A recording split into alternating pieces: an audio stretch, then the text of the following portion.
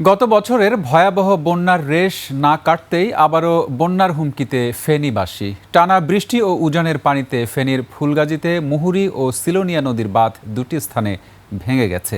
প্লাবিত হয়েছে 4 গ্রাম। বাঁধ ভাঙার জন্য পানি উন্নয়ন বোর্ডের দায়সারা কাজকে দুষছেন স্থানীয়রা।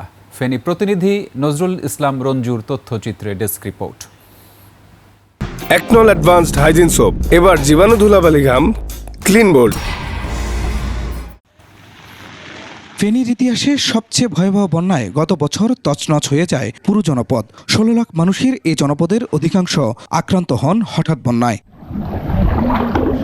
সেই বন্যার ধকল এখনো কাটিয়ে উঠতে পারেননি ফেনী বাসিন্দারা। তার উপর বৃহস্পতিবার রাত 10টার দিকে ফুলগাজীর বণিকপাড়ায় মুহুরী নদীর বাঁধের একটি স্থানে ও গোসাইপুর এলাকায় সিলোনিয়া নদীর বন্যা নিয়ন্ত্রণ বাঁধের একটি অংশ ভেঙে যায়।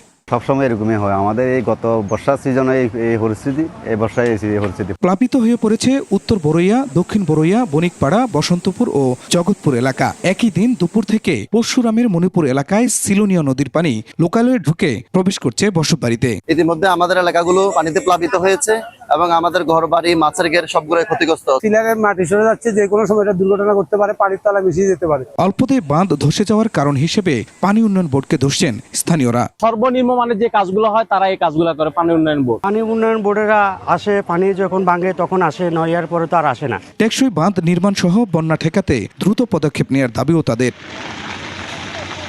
Khurshid Alam, desk report, 21 television.